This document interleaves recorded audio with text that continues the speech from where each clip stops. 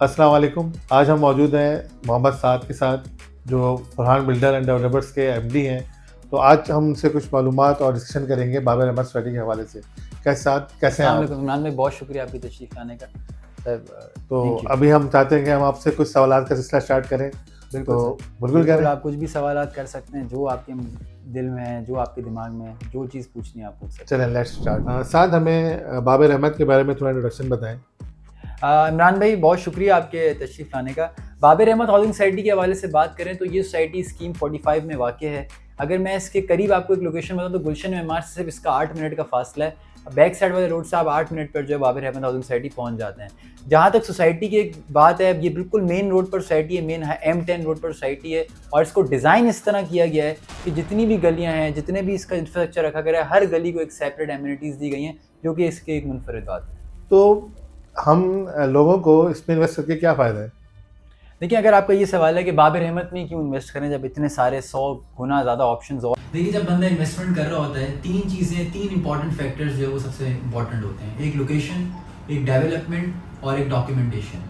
ठीक है, तो जहाँ तक लोकेशन की बात है, बिल्कुल मेन M10 बिल्कुल मेन हाईवे की साइड ही है और उसके साथ साथ ये 4 साइड कॉर्नर है, जो इसके बहुत एक कमर्शियल हब बनने के चांसेस हैं। सेकेंडली, जहाँ तक इसकी डॉक्यूमेंटेशन की बात है, ये 99 साल लीज है, सर्वे लैंड है, 392-393 इसके सर्वे नंबर हैं, FBR में भी रजिस्टर्ड है सोसाइटी।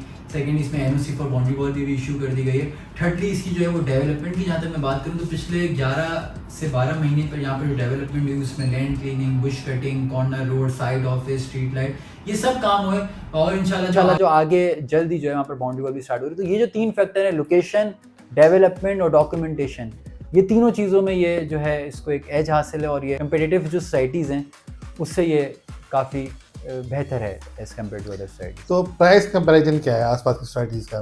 देखिए, मैं आपको इसके करीब अगर प्रोजेक्ट्स बताऊँ ना, तो ज़्यादा दूर की बात नहीं करते, नियर 4 to 5 मिनट्स प्रोजेक्ट्स जो इसके करीब हैं उनकी बात करूँ तो इससे 5 मिनट पहले मोटर सिटी है, वो 55 लाख में ऑफर हो रहा है। ज़ाहिर है उसका बाउंड्री वाला काम वगैरह और अंदर का काम हो गया। फिर समसा में उसी के बराबर में, वो 4 मिनट का फासला है बाबर अहमद से, वो अपना जो है वो 50 लाख के अराउंड अपना प्लॉट ऑफर कर रहा है। फिर हमारे ही बिल्कुल अगर ऑपोजिट बात की जाए तो गुलशन सादी है, वो अभी इसके करंट रेट जो है वो 35 लाख है, वो बिल्कुल हमारे ऑपोजिट है। ज़ाहिर है उनकी डेवलपमेंट बाउंड्री वॉल वगैरह हो गई, हमारी बाउंड्री वॉल अभी इंशाल्लाह जल्द शुरू हो रही है। और जो सबसे मशहूर जो एक सोसाइटी है गार्डन सिटी, वो भी इससे, जो गार्डन सिटी का JHI ब्लॉक है, वो भी 5 मिनट दूर है बाबर अहमद से और वहाँ पर भी जो भी प्लॉट की कॉस्ट चल रही है वो अराउंड 30 to 35 लाख है और वहाँ पर भी कोई काम नहीं है, सिर्फ वो लैंड है। जैसे आपने बताया कि कुछ सोसाइटीज़ ऐसी हैं जिनके रेट आपसे काफ़ी अप्स हैं, लेकिन आपके बिल्कुल ही बराबर में एक सोसाइटी है और वहाँ के रेट जो है as compare to your society काफ़ी लो है। इसका क्या रीज़न है?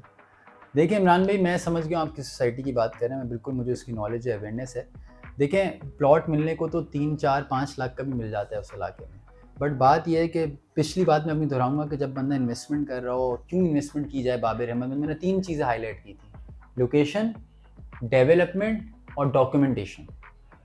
तो बात यह है कि अगर एक चीज़ हो, 2 चीज़ हो, तीसरी ना हो तो उसका भी कोई फ़ायदा नहीं है। सेकेंडली, अगर डॉक्यूमेंटेशन किसी चीज़ की मुकम्मल नहीं है, वहाँ पे कोई डेवलपमेंट नहीं है, कोई NOCs नहीं है और वहाँ पर अगर कम रेट पर मिले और कुछ डबलिंग के मामला हों, कुछ कैंसिलेशन के मामला, तो फ़ायदा क्या?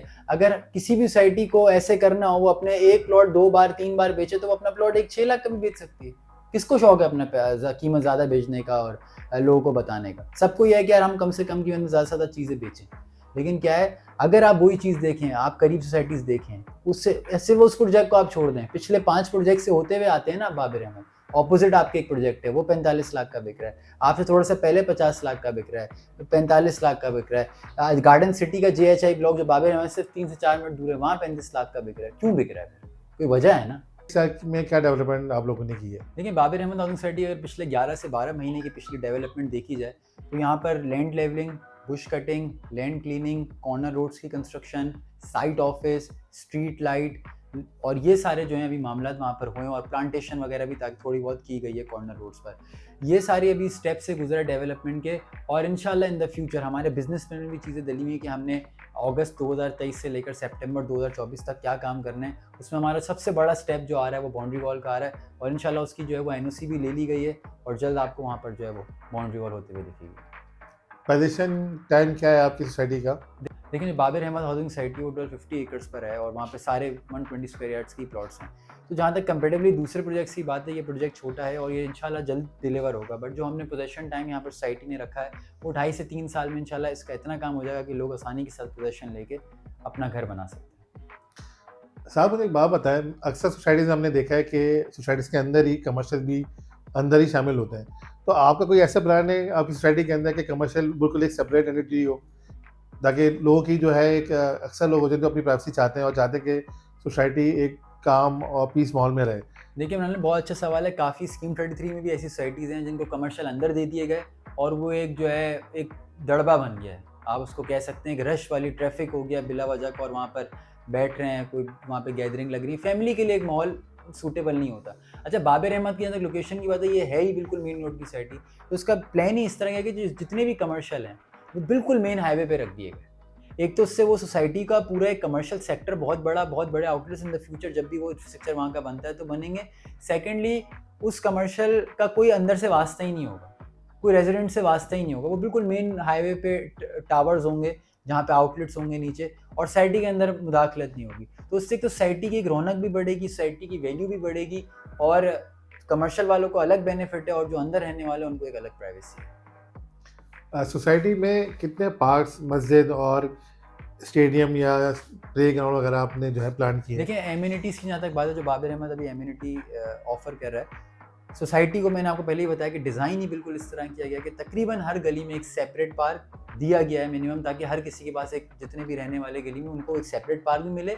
फिर इसमें 2-3 बड़े प्लेग्राउंड भी रखे गए हैं, एक बड़ा प्लेग्राउंड है, 2 बड़े पार्क हैं, 2 मस्जिद इसमें रखी गई है, एक हॉस्पिटल की जगह है, एक कम्युनिटी सेंटर है, एक स्कूल की जगह है। तो ये पूरी प्रॉपर एक प्लान करके, और जहाँ तक एम्यूनिटीज़ की बात है वो भी सोसाइटी का जो कॉर्नर मेन रोड है वहाँ पे रखा गया है, ताकि अगर एम्यूनिटीज़ पे इन द फ्यूचर कोई चीज़ बनती भी है तो वो बाहर यूज़ हो, बाहर का कोई बंदा अंदर भी इतनी एक्सेसिबिलिटी ना हो उसकी, और वो एम्यूनिटी भी बाहर से बाहर यूज़ होकर वो चला जाए। तो इस तरह इसको प्लान आउट किया गया। टोटल 11 से 12 वहाँ पर पार्क हैं, प्ले ग्राउंड है, एक हॉस्पिटल की जगह है, और ये सारी चीज़ें दी गई हैं। सेकेंडली वहाँ पर इंशाल्लाह एक हॉर्स टेबल भी बनाया जाएगा, जो एक state of the art horse table होगा, और वो भी एक यहाँ पर एक यूएसपी है एम्यूनिटीज़ के हवाले से। वो तो आपका पर्सनल इंटरेस्ट है, वो तो आपका वो इंशाल्लाह पर्सनल इंटरेस्ट है, वो लोगों का इंटरेस्ट भी बन जाएगा। अच्छा, लोग इसमें क्यों इन्वेस्ट करें? रिटर्न ऑन इन्वेस्टमेंट क्या है? देखिए जहाँ तक बात रिटर्न ऑन इन्वेस्टमेंट की है ना, तो बंदा इसी तरह एनालाइज करता है कि जहाँ मैं इन्वेस्टमेंट कर रहा हूँ वहाँ का किस तरह गेन मिलेगा। एक तो उसका नॉर्मल फैक्टर तो ये है कि ठीक है भाई लोकेशन है, लोकेशन तो है ही, डॉक्यूमेंटेशन भी चीज़ है, तीसरी बात यह है कि डेवलपमेंट क्या है, ये सब चीज़ें बेसिक चीज़ें हैं। सोसाइटी की जो बेसिक कैपिटल गेन मिलता है वो उसको उसकी डेवलपमेंट से मिलता है, ठीक है। और सेकेंडली जो उसके करीब प्रोजेक्ट्स हैं वो अभी किधर खड़े हैं, ठीक है, उनके क्या रेट हैं, ताकि फॉर सपोज हमसे 3-4-5 मिनट पहले अगर कोई 50-40 लाख का प्लॉट मिल रहा है और उसकी डेवलपमेंट ज़्यादा है और अभी हमने जस्ट स्टार्ट लिया और हमारे पैसे बहुत कम है उससे, तो हमारे पास कुशन है। मीन्स कि अगर हम वो डेवलपमेंट का कुशन मीट कर जाएं तो 2 से 3 मिलियन 2.5 मिलियन एक एप्रिसिएशन के चांसेस हैं। तो ये कोई वो बात नहीं है कि ये होगा, ये हो चुका है पिछले जो हमसे पुराने प्रोजेक्ट्स हैं जो हमसे 3-4 मिनट पहले हैं। तो अगर हम लॉजिकली एनालिसिस भी करें कंपेटिटिव, तो हमें पता चल जाता है कि अगर हम ये थोड़ी सी और डेवलपमेंट आएगी सोसाइटी में आगे आने वाले दिनों में, तो ऑटोमेटिकली जो यहाँ का रेट है वो यहाँ का रेट भी हो जाएगा।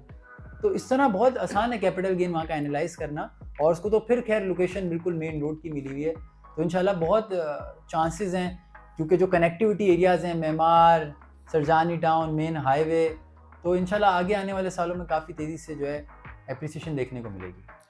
आपने जैसे बताया था कि सोसाइटी ऑथेंटिक है, डॉक्यूमेंटेशन में पूरी है, तो ये तो डॉक्यूमेंट्स तो आप दिखा रहे हैं, हम इसे कैसे वेरीफाई कर सकते हैं?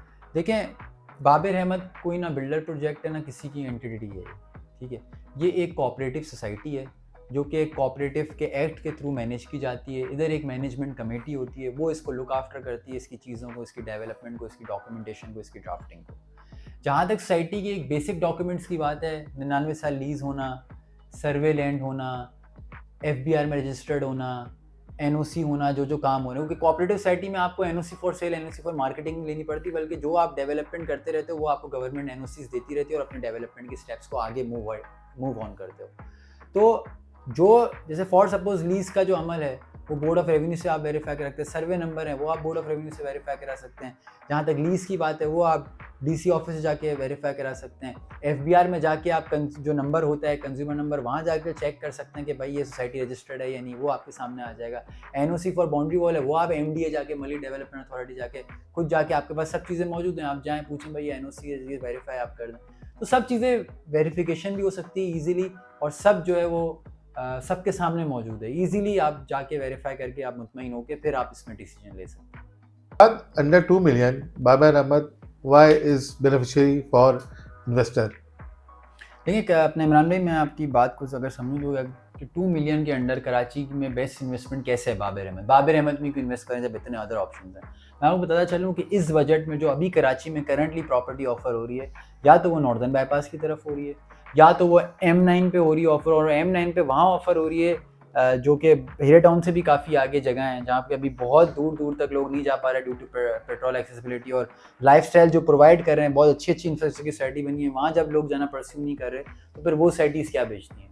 तो जहाँ तक बाबर अहमद की बात है और इस बजट की बात है, तो ये सोसाइटी जहाँ लोकेटेड है ये बिल्कुल कनेक्टेड भी है पॉपुलेटेड एरियाज से, ठीक है। यहाँ की डेवलपमेंट भी इस इलाके की तेज़ से हो रही है, और जहाँ पर पॉपुलेशन होती है, नियरेस्ट पॉपुलेशन होती है, वहाँ के ज़्यादा चांसेस है कि वो जल्दी आबाद हो जाए। और इतने बजट में with in the vicinity of Karachi के अंदर, और कराची के अंदर भी वो जगह जो कुछ मिनट के फासले पे पॉपुलेटेड एरिया से, तो मेरे हिसाब से कोई भी है नहीं कि जो इस बजट पे ऑफर की जाए। हाँ, जो ऑफर हो रही है वो फिर आपको बहुत आगे जाना पड़ता है, M9 पर टूल प्लाजा क्रॉस करना पड़ता है, जो कि ईजी एक्सेसिबिलिटी में नहीं है। तो इस बजट पर जो है आप एक डॉक्यूमेंटेशन लिहाज से सोसाइटी, लोकेशन के लिहाज से सोसाइटी, डेवलपमेंट के लिहाज से सोसाइटी, तो वो आप खुद एनालाइज कर सकते हो और फिर खुद अपना डिसीजन ले सकते हैं। साथ में बात बताएं, अक्सर प्रोजेक्ट्स होते हैं जो बिल्डर के नाम से मशहूर होते हैं। अब बाबर अहमद सोसाइटी है, इसका एक अपना नाम है, तो ये किस बिल्डर के अंडर आती है, या अक्सर लोग सवाल करते हैं, पूछते हैं कि भाई ये किस बिल्डर का प्रोजेक्ट है, तो इस बारे में आप क्या कहेंगे? देखिए पहले तो हमें ये फ़र्क समझना पड़ेगा कि बाबर अहमद एक कोऑपरेटिव सोसाइटी है और बिल्डर प्रोजेक्ट्स एक डिफरेंट चीज़ होती है। कोऑपरेटिव सोसाइटीज़ एक डिफरेंट चीज़ है, बिल्डर प्रोजेक्ट एक डिफरेंट चीज़ है। जहाँ तक कोऑपरेटिव सोसाइटीज़ की बात है, कोऑपरेटिव सोसाइटीज़ एक गवर्नमेंट एक्ट के थ्रू मैनेज की जाती है। इसमें गवर्नमेंट की मुदाखलत टिल द एंड रहती है। जो भी मैनेजमेंट फॉर्म की जाती है, जो भी जनरल सेक्रेटरी फॉर्म किए जाते हैं, पूरी जो फॉर्म, वो सारी चीज़ें होती हैं वो गवर्नमेंट के मुदाखलत के थ्रू होती हैं। कोऑपरेटिव डिपार्टमेंट होता है कोऑपरेटिव सोसाइटीज़ के अपर हैंड पर, और वो सब चीज़ों को लुक आफ्टर कर रहा होता है, वो गवर्नमेंट ऑफ पाकिस्तान के अंडर आता है। तो सेकेंडली, जब तक बिल्डर प्रोजेक्ट की बात है, अब बिल्डर प्रोजेक्ट से बाहर, जैसे फॉर सपोज कोई बिल्डर है XYZ बिल्डर, उस XYZ बिल्डर का वो प्रोजेक्ट है और वही उसका ओनर है और वही इसका करता धरता है। डेवलपमेंट चाहे वो करे ना करे, किसी की कोई मुदाखलत नहीं है, क्योंकि वो उसकी सेपरेट एंटिटी है।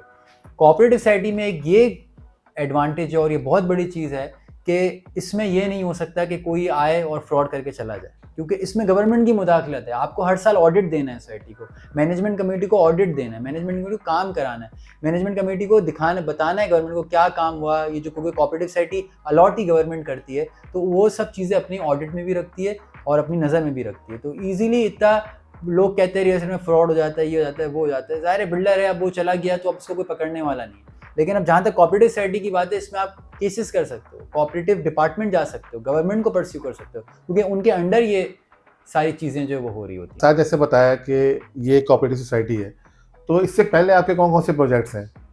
देखिए कोऑपरेटिव सोसाइटी, एक मैं फिर आपसे वो अर्ज करूँगा कि एक मैनेजमेंट होती है, वो इसको सब चीज़ें लेके चल रही होती है, कोई सेपरेट बंदा इसका ओनर नहीं होता।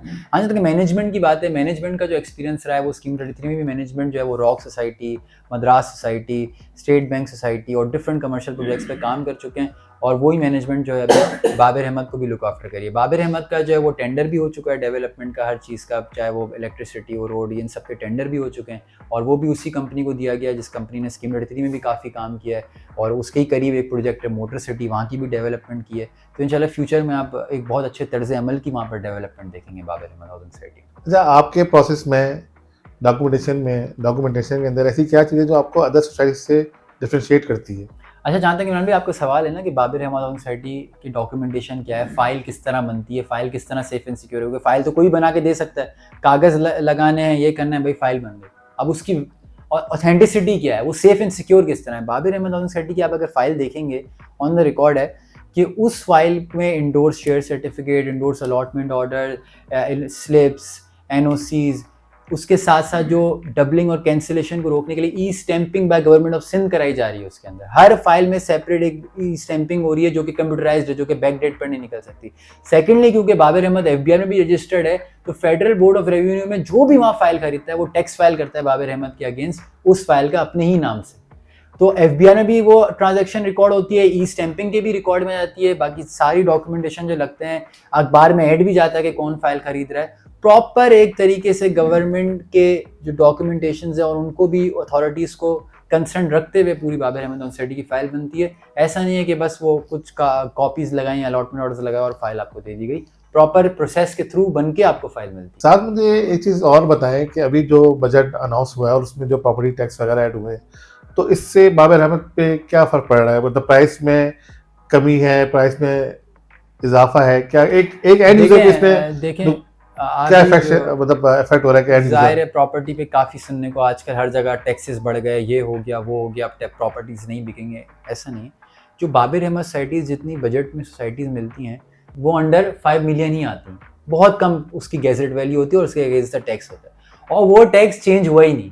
जो अंडर 5 मिलियन प्रॉपर्टीज़ हैं उनमें वही आज तक अभी तक फाइलर का 2 to 3% टैक्स है और नॉन फाइलर का जो है वो 10% अभी कर दिया गया। तो बात ये कि इस बजट की जो प्रॉपर्टीज़ हैं उसमें टैक्स में फ़र्क नहीं है। हाँ, जो बड़े बजट्स की प्रॉपर्टीज़ हैं उसमें काफ़ी टैक्स का वेरिएशन चेंज हुआ है, जो कि एक मार्केट हिट कर सकता है बड़ी चीज़ों को। बट ये एक अभी स्मॉल एक एसेट है, एक कम बजट का एक एसेट है विद इन द कराची, जो आपको ऑफर हो रहा है, और उसके जो टैक्स हैं उसमें भी कोई इतनी फ्लक्चुएशन नहीं आई कि अगर अब लें तो पहले ले लेते तो टैक्स कम लगता है, अब लेते अब वो तकरीबन सेम ही है। साहब मुझे बात बताएं कि अक्सर लोग का सवाल होता है कि नॉर्दर्न बाईपास बहुत दूर है और उसको डेवलप होने में काफ़ी टाइम है, तो आप क्या समझते हैं कि जो डेवलपमेंट्स वहाँ पे हो रही हैं तो कितना वहाँ पे भी टाइम चाहिए चीज़ों को डेवलप होने के लिए, या कितने अरसे में इसका आउटकम आना शुरू हो जाएगा? देखिए इमरान भाई, मैं अगर अपनों को थोड़ा सा प्रीवियस लेके जाऊँ, स्कीम 33 में मैं काफ़ी अरसे से काम भी, हम लोग की कंपनी भी है, काफ़ी अरसे से ऑफिस है और काफ़ी हमने काम भी किया स्कीम 33 में। तो आज से 10 से 11 साल पहले लोगों को मैंने यही बोलते हुए सुना था कि स्कीम दिस गांव है, यहाँ कहाँ जा रहे हो, चोरी चकारियाँ, ये वो XYZ, ये कब आबाद ही नहीं होगा ये वो। सर मैंने अपनी आंखों से इस एरिया को यहाँ से यहाँ देखा, ठीक है। तो मैं समझ सकता हूँ कि देखें, चीज़ों को एप्रिसिएशन और चीज़ों की जो इंफ्रास्ट्रक्चर तेज़ी से डेवलप होने के बहुत इंपॉर्टेंट फैक्टर ये हैं कि अगर आप नॉर्दर्न बाईपास को थोड़ा सा एनालाइज करें ना, तो नॉर्दर्न बाईपास के साथ तकरीबन स्कीम 33 भी कनेक्टेड होता है MMR के थ्रू। गुलशन MMR की डायरेक्ट कनेक्शन है, MMR से डायरेक्ट 8 मिनट पे आप वहाँ पहुँच जाते हो। फिर जो वो वाला पूरा सेक्टर है, नाजमाबाद वाला, सरजानी टाउन वाला, उनका भी डायरेक्ट एक्सेस है नॉर्दर्न बाईपास से। थर्डली सुपर हाईवे से भी एक्सेस है। तो इतने पॉपुलेटेड इलाके से इसका इजीली एक्सेस है और with in the vicinity of Karachi के अंदर, मैं भी आपसे M9 M10 उसकी बात नहीं कर रहा, बहुत आगे टूल प्लाजा आएगी, with in the vicinity of Karachi में मार्च से कुछ मिनट पर तो आपको ये सोसाइटी नॉर्दर्न बाईपास आ जाता है। और वहाँ पर काफ़ी डेवलपमेंट भी हुई है, आपके सामने कितनी सोसाइटीज़ वहाँ पर लॉन्च हुई हैं और कितनी तेज़ी से वो अब डिलीवरी की तरफ जा रही हैं, और वहाँ पर जो है दिन ब दिन कोई नया प्रोजेक्ट आ रहा है, नया डेवलपमेंट आ रही है, नई चीज़ें आ रही हैं। तो आप देखेंगे कि अगले आने वाले कुछ साल बहुत इंपॉर्टेंट और सबसे बड़ा फैक्टर जिसने स्कीम 33 को उठाया था कि मवेशी मंडी यहाँ पर शिफ्ट हो गई थी। और मवेशी मंडी जब स्कीम 33 में शिफ्ट हुई तो लोगों का इधर इन्फ्लुएंस हो गया, मवेशी मंडी में एक लांडी से रहने वाला, डिफेंस से रहने वाला तक बंदा भी आता है। तो पूरे कराची ये देखता है जगह, क्योंकि जब नज़रों में जब जगह आती तो ऑटोमेटिकली उसकी वैल्यू अलग हो जाती है। तो जब यहाँ मंडी लगी, यहाँ कराची आना शुरू हुआ तो उनको पता चला हाँ भाई ये भी कोई इलाका है। अब एग्जैक्ट सेम मोमेंट हो रहा है नॉर्दर्न बाईपास के साथ, वहां पर मंडी मूव कर दी गई है। अब किसी को बताना नहीं पड़ता नॉर्दर्न बाईपास का है, बस ये बोलो भाई मंडी कहाँ लगी है, वो सब पहचान जाते हैं कि नॉर्दर्न बाईपास। तो अब वो भी जगह बहुत लोगों की नज़रों में आ गई है, तकरीबन पूरे कराची की नज़रों में आ गई है, और आगे आने वाले सालों में आप देखेंगे बहुत ज़्यादा बाइंग भी होगी और इंशाल्लाह डेवलपमेंट भी आप वहाँ पे काफ़ी अच्छी तरह से होते हुए देखेंगे। तेसर टाउन और बाबर अहमद को किस तरह आप डिफरेंशिएट करते हैं? अच्छा, होता है कि भाई बाबर अहमद का कोई प्लॉट लेना है, उसने कहा कि भाई तेसर टाउन में तो इतने का प्लॉट मिलता है, ये होता है वो होता है। लेकिन मैं आपको पहले तेसर टाउन का बताऊं क्या मामला है। तेसर टाउन बेसिकली एक मोनोपोलिस्टिक अप्रोच के साथ चल रहा है। वहीं के कुछ एजेंट्स हैं, वहीं की एक एसोसिएशंस हैं जो उसको लेके चल रही हैं। अगर वो चाहेंगी तो रेट ऊपर, वो चाहेंगे धड़ाम नीचे। रियल एस्टेट में जो एप्रिसिएशन जिस तरीके से होती है, डेवलपमेंट हो गई, डॉक्यूमेंटेशन हो गई, लोकेशन हो गई, तो वो चीज़ों से असल एप्रिसिएशन जो है वो होती है, ना कि मोनोपोलिस्टिक अप्रोच हो। आप वो देख सकते हैं 1986 की वो स्कीम है और आज तक वो वैसी की वैसी ज़मीनें, ना कोई डेवलपमेंट है, ना कोई प्रॉपर डॉक्यूमेंटेशन है, ना वहाँ पर कोई नया काम होते हुए दिख रहा है। उसके 20-30 साल बाद लोग बिल्डर प्रोजेक्ट लेके आ रहा, वो शुरू भी किया प्रोजेक्ट, खत्म करके बेच बाच के निकल भी गया और 63 टाउन आज तक वो कुछ लाख पे अटका। तो बात ये है कि मोनोपोलिस्टिक अप्रोच जो है वो कुछ अरसे तक चल सकती है, वो एक परमानेंट चीज़ नहीं है। जाहिर है बाबर रहमान सोसाइटी प्रॉपर एक हाउसिंग सोसाइटी की तरह बन रही है, वहाँ की डेवलपमेंट हो रही है, वहाँ की प्रॉपर डॉक्यूमेंटेशन है, वो एक अलग तरीके के मामला हैं एज़ कम्पेयर टू 63 टाउन। साथ अक्सर लोग आजकल ये बात कर रहे हैं कि आज के दौर में करंट डेट में बैंक जो है ऑलमोस्ट 20% इन्वेस्टमेंट के ऊपर ऑफर कर रहा है, तो लोग बैंक छोड़ के रियल एस्टेट में इन्वेस्ट क्यों करें? देखें इमरान भाई, एक इन्वेस्टर होता है जिसका बहुत शॉर्ट टर्म माइंड होता है, और एक इन्वेस्टर वो होता है जो आगे के विजन को लेके चलता है और एक लॉन्ग टर्म की सोचता है। अगर हम शॉर्ट टर्म की बात करें तो ये तो बहुत अच्छा लगता है कि आज अगर हम 10 लाख रुपए दें तो बैंक हमें 2 लाख रुपए देगा या 1,70,000 रुपये देगा। लेकिन अगर हम लॉन्ग टर्म पे बात की जाए तो रियल एस्टेट की अगर मैं एक प्रीवियस हिस्ट्री निकालूं तो पिछले ही कुछ सालों में 1450% एप्रिसिएशन मिली। कितनी? 1450% एप्रिसिएशन। कितना ह्यूज अमाउंट है। अभी तो आप 20% की बात कह रहे हो ना, मैं कह रहा हूँ 1450% की एप्रिसिएशन। लेकिन क्या है कि अगर हम एक विजन को लेके चलें, एक लॉन्ग टर्म सोच को लेके चलें, तो रियल एस्टेट आज भी चाहे बैंक 25% ऑफर करे, 22% ऑफर करे, फिर भी उतनी एप्रिसिएशन नहीं दे सकता आगे आने वाले सालों में जितनी रियल एस्टेट देगा उनको आने वाले दिनों में। मार्केट ऊंच नीच हो सकती है, लेकिन जब मार्केट ऊपर जाती है तो फिर पकड़ में भी नहीं आती, ये बात भी सबको पता है। शॉर्ट टर्म सोच रखते हैं अगर आप, तो फिर बहुत अपॉर्चुनिटी, सिर्फ बैंक इंटरेस्ट रेट की बात नहीं है, आप स्टॉक मार्केट में भी और आप क्रिप्टो में भी खेल सकते हैं अगर आपने सिर्फ शॉर्ट टर्म और शॉर्ट प्रॉफिट्स ही कमाना है। जैसे साथ अक्सर कस्टमर डरते हैं कि जैसे नॉर्दर्न बाईपास है, अभी इतना आबाद नहीं है, तो किसी ने प्लॉट लिया और लोग सोचते भी कि भाई अगर मैंने इतनी दूर प्लॉट ले लिया, अगर कोई कब्जा हो जाता है या कोई आके वहाँ पे रहना शुरू कर देता है इलीगल, तो उस चीज़ से बाबर अहमद कैसे सेफ है? देखिए इमरान भाई, बहुत ऐसी कराची की जगह हैं जहाँ पर कब्जे हो जाते हैं, कितनी हाउसिंग सोसाइटीज़ हैं जहाँ पर कब्जे हो जाते हैं। लेकिन बात यह है जब सोसाइटी की पीछे से डॉक्यूमेंटेशन बहुत स्ट्रांग होती है, सब इदारों को पता होता है कि ये सोसाइटी कहाँ फॉल करती है, इसकी डॉक्यूमेंटेशन क्या है। सेकेंडली वहाँ पर गार्ड्स हैं जो कि 24/7 सिक्योरिटी कर रहे हैं। कोई भी चीज़ होती है, कोई भी डिपार्टमेंट के लोग आते हैं, कुछ आते हैं, वो सोसाइटी को इन्फॉर्म भी करते रहते हैं। तो बात ये है कि जहाँ अगर डॉक्यूमेंटेशन आपकी पक्की है, आपकी चीज़ें पूरी हैं, तो कोई ना आपको तंग करेगा। हाँ, अगर आप किसी चीज़ में नहीं है डॉक्यूमेंटेशन, कहीं आप लैग करती है सोसाइटी डॉक्यूमेंटेशन में, तो वहाँ चांसेस हैं वहाँ पर लोग इसका बेनिफिट उठा सकते हैं और वहाँ पे कब्जे वगैरह के चांसेस हो सकते हैं। लेकिन जब इतनी स्ट्रॉन्ग डॉक्यूमेंटेशन के साथ सोसाइटी चलती हैं तो वहाँ ऐसा देखा नहीं गया कि वहाँ पर कब्जे हो गए और लोगों को जगह नहीं मिली। ये जो रेशियो है वो 5 to 10% है, 15% है, जहाँ पे लोगों की प्रॉपर सोसाइटीज़ की डॉक्यूमेंटेशन नहीं होती, लोग लेते हुए चेक नहीं करते और फिर उनको आगे आने वाले में हर्डल्स देखने पड़ते हैं। बहुत अच्छे तरीके से अमल की मांग क्या आपके प्रोसेस फाइल किस तरह बना